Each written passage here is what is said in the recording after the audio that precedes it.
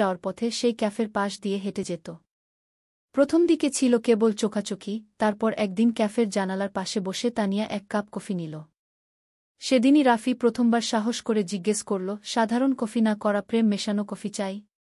তানিয়া হেসে বলল, দেখি তো প্রেমটা কেমন বানাও।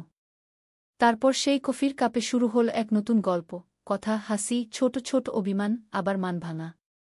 দিনের পর দিন দেখা হতো, হৃদয়ের বন্ধন গভীর হতো।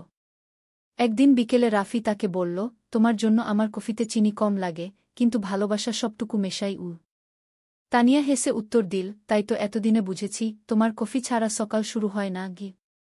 তোমার পছন্দ হলে গল্পটা আরও বড় করে লিখে দিতে পারি, বা একেবারে নতুন একটা প্রেমের উপন্যাস টাইপ কিছু বানিয়ে দিতে পারি।